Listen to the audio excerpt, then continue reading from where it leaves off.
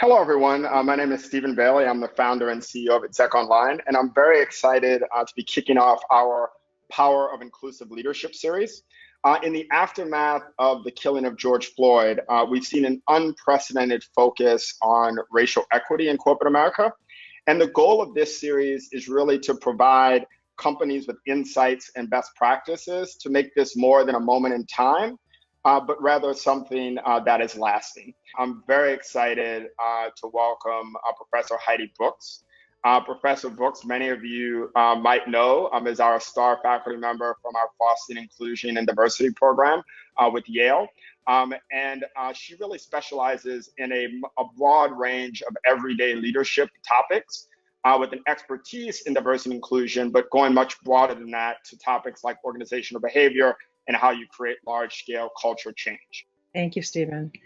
So hello, everyone, those I know and those I've yet to meet. I always start with a little bit of a reference to literature and art. I think it invites, especially the business people that I work with and the students in management classrooms, to think about excellence as broadening the heart, mind, and spirit, and the spirit of the artists do that. Today, I brought you W.E.B. Du Bois. People and organizations can learn and change and grow. This is good news. We don't always think that. Some people come from a more fixed mindset that it's not possible to do anything about this period in time. So individuals can make a difference. You can choose to engage intentionally in learning, no matter what demographic you come from. I certainly think that if you're a white professional and leader, it's a very important time to think about what you can do and how you can lead in a way that's related to your ethnicity and your race, and the way that's related to those around you. I think that's true for Black professionals as well, though the questions are really quite different. And it's true for people who are Asian and Latinx and Native American. So I really want to invite a kind of spectrum of learning about demographics. So how can we do that? This is an adult learning model that I use all of the time. I teach experientially, and that means that I'm interested in people having some experience. So here at the top of the circle, we want something that people can do. It turns out that we're doing things all of the time. So at this point in time, we don't necessarily have to set up an experiment or a task. There are many things that we're doing. And so in this case, we're experiencing both the dynamics of COVID and questions about what it means to be a Black professional in the workplace. So then we can ask, what's happened, what's going on, what are our thoughts and feelings about it, and what's important about that. Our ability to reflect and make sense of things is hugely important right now. We want to use this time to do some meaning making. I know that business people, of course, want to kind of jump to solution. We have a kind of bias for action that potentially works against us, because if the actions that we could take were readily available, the solutions were available, we would have enacted them already. So we might need to actually include some flexible, adaptive learning mindset and reflect on what's going on. What are the questions? What are the feelings? What are the experiences that are relevant? Bringing some wisdom to the picture, some capacity building about understanding the situation and what we're really facing. And then we can say, well, so what and now what? Apply what we're learning. And we need to get input from various stakeholders and really think well, probably together, to co-create a process to be able to learn over time, to be wiser, to bring it into our cultural DNA, to our individual capacities. And then every time we kind of go through a cycle, something happens, we reflect on it and we apply our learnings, we have the chance to go right back to the table, because then that learning cycle in itself becomes something that we have done and can learn from.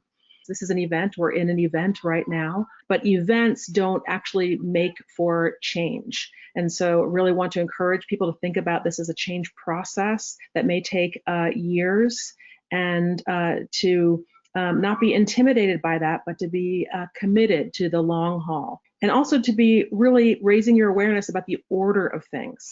So, now that we have a sense of urgency at this bottom of the staircase in step 1 during this kind of unfreezing period where you really want to be focused on kind of getting a defrosting mechanism happening around the status quo mindsets, behaviors, and assumptions.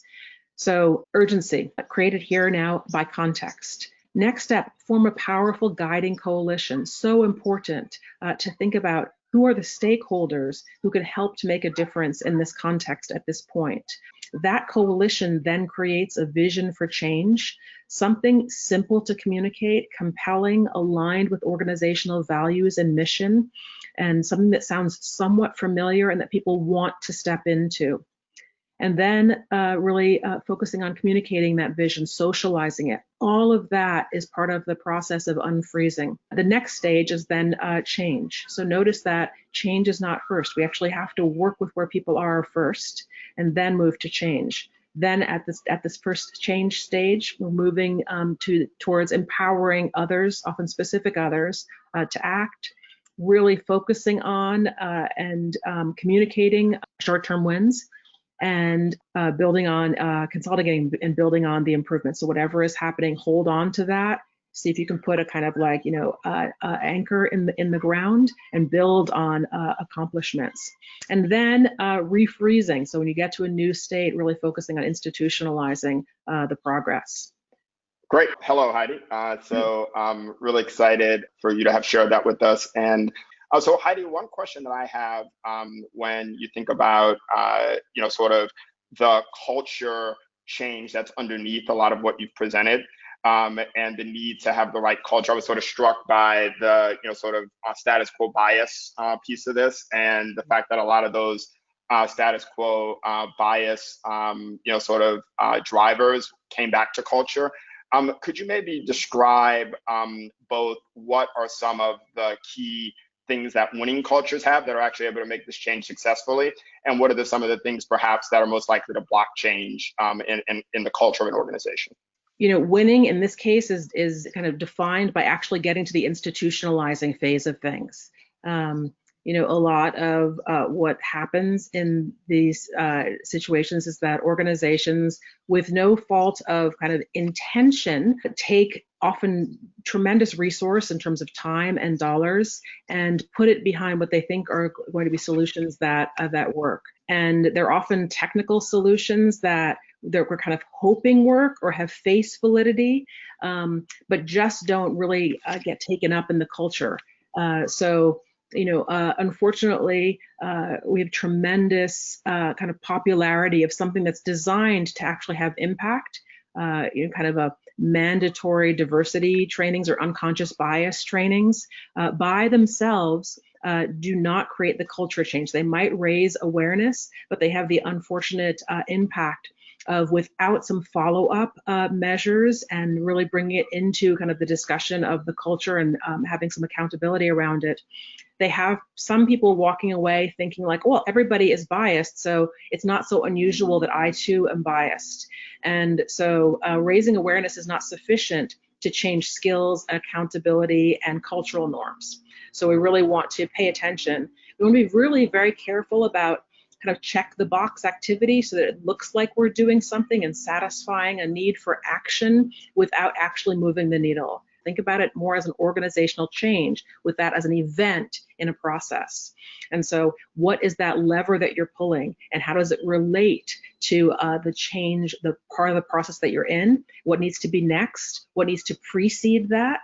And so you really want to ask, how can you plan from your aspiration of being in the institutionalizing mode, where you're really just focusing on tracking the success, keeping it in place, making it more and more a kind of character of the organization and the way that you communicate and pay attention and promote thriving for employees and the institution.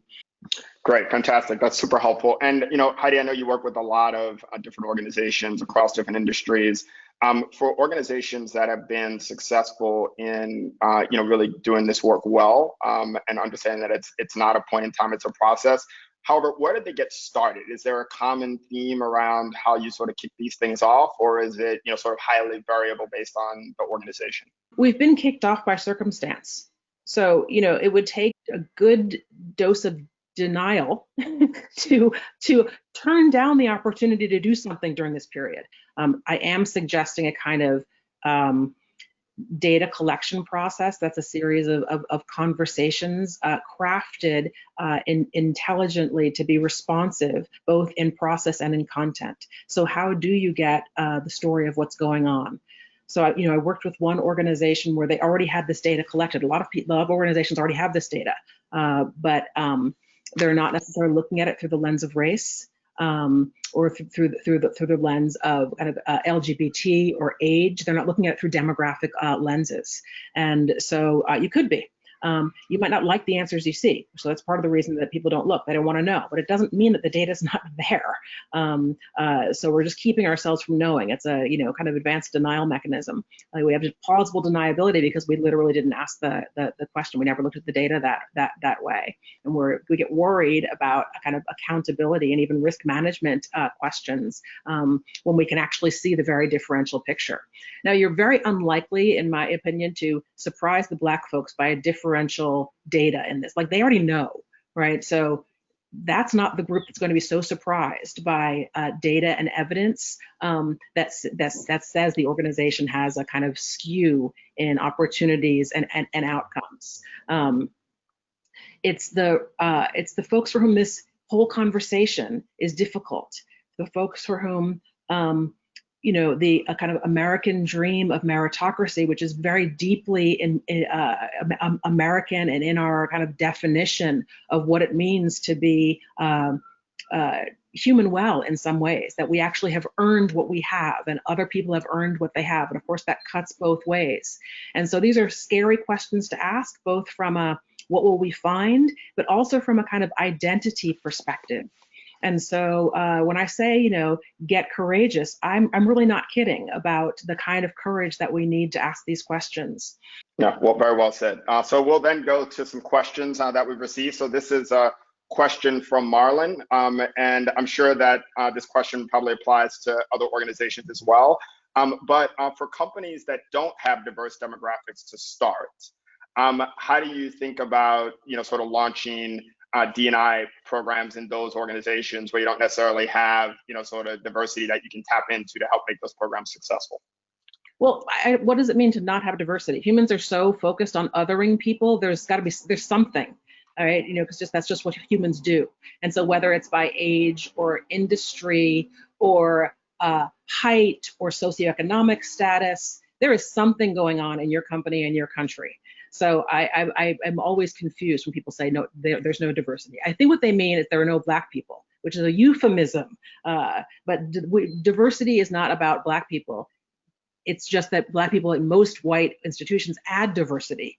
So I don't want us to be confused. We do have this kind of corporate speak, around like a diverse person, which is a little bit of a pet peeve of mine, because diversity is by definition a group level variable. And so when we say a diverse person, we're kind of, we're usually talking about a person of color, but we don't want to name race. And so we have had a convenient kind of decision that many of us condoning to use this language of a diverse person came, rather than saying, a Black person came to the meeting, a Latinx person is part of our group, our team leader is a Black woman.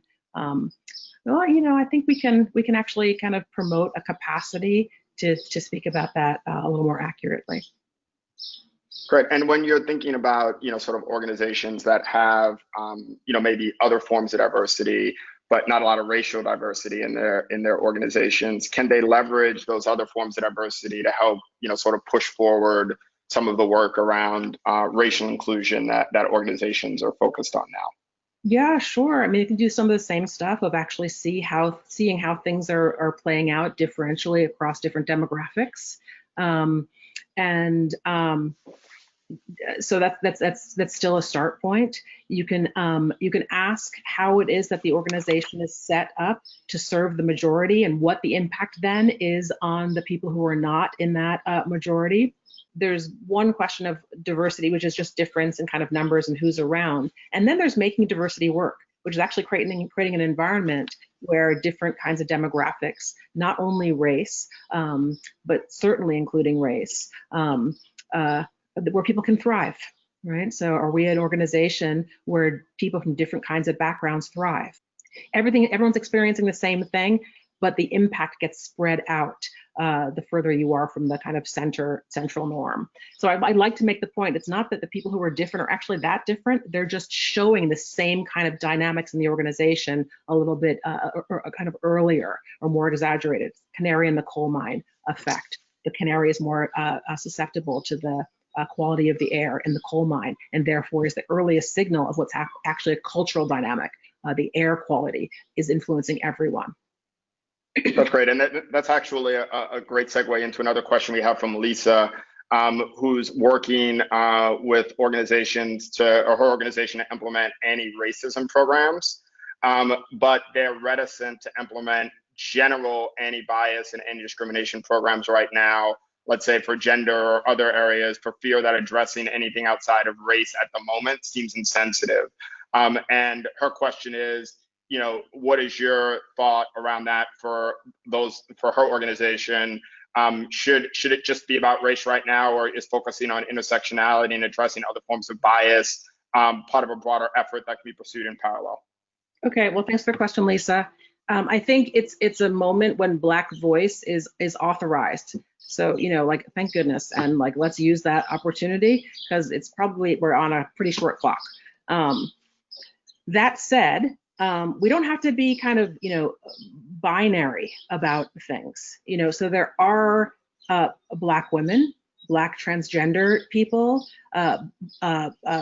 Black folks with questions of like, different ability in terms of body.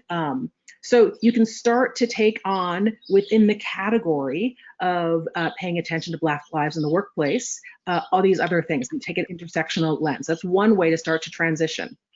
A lot of organizations, another point is that a lot of organizations were late to the table because of they were responsive to a kind of majority dynamic, and most organizations in the US, at least the larger ones, are predominantly white. And so until the majority was kind of a little bit incensed and aware, there was a lot of these kind of letters didn't go out. And so be careful about being late on this front too. And so you might want to start to prepare. And one of the ways to prepare is to take an intersectional lens. In other words, Black and, right? So I'm a Black woman. So I appreciate the lens of thinking about how do these questions about being a Black woman in the workplace. Great, that's a great point, Heidi, around intersectionality, and we tend to define people by sort of one characteristic, and in reality, we're all a series of characteristics, some of them making us quote unquote diverse, and some of us making us not, right? And so I think an important theme that's coming through in the work that you're doing. And then this is a question from Jessica, and this actually reflects a couple of different questions we've received around this issue of accountability. And Jessica's question is, how do you recommend making change in a low accountability culture? And in particular, do you try to make change in the accountability culture first as a prerequisite, or can you possibly push forward both efforts around both accountability and inclusion at the same time? Yeah, so it's a hard question. I think, so part of so thanks, Jessica, and all the others who are asking that question. So one can begin to think that the main change is accountability, right? That's the culture shift. So accountability about what is the kind of question of the moment. Taking on accountability about a very triggery issue in the United States at the same time is a lot for an organization. And so you have to decide if you're in the kind of low urgency or high urgency category that I talked about earlier, might be a way to think about it. And so you might decide that one of them is low urgency and one of them is high urgency, or that they're both just high urgency and you're just kind of like, gonna bite it off. So given, if we take as a fact that actually there's low accountability in the organization, how can you wisely plan? Because you don't want to implement something that requires accountability when you know that people aren't going to be accountable or comfortable being accountable. Again, it's part of this stress test. Accountability matters in organizations, right? So how are you running without accountability? How many different aspects of your organization and your business is this actually impacting? It's for sure going to tell on this kind of triggery issue about racial justice, right? Where else is it also hurting you? How can you, because you can ask, how can you not afford to take this on? To make an argument for not only racial justice, but also for where else is it showing up in the culture. Fantastic. Thank you, Heidi. And this is our last question, and it's coming from Sarah. I think it's a great question around organizations that are geographically dispersed with different D&I sensibilities in different places. And how do you balance between sort of global action at the sort of company-wide level versus taking into account some of that local variance? Right. So, I work with some multinational companies, and the conversation across countries is really very different. Right. So the kind of language reference, what counts as diversity, what the tensions are, the history and the cultural context, and therefore, what is tense versus discussable versus kind of like thought of as not an issue. Global corporations have, and institutions have a little bit of a different, that's part of their diversity, that this is actually part of the picture. Right. So how is that working to begin with, and how can you take that into consideration? And I think it's fine to have some local actions that are based on context. We do that in the business fashion, where we can be quite sensitive to adjusting to local context. And at some point, you want the company to be undertaking a kind of set of commitments, or maybe set of conversations, and so you can do it with curiosity about how can we do this, rather than trying to know the way when you actually don't know the way. You can actually create a conversation that asks the question, how can we do this? I think it's a real dilemma. No one is surprised by it. And I think it's a respectful question to put together a kind of guiding coalition, if you will, to envision how can we be a company who can do this in a meaningful global and local way.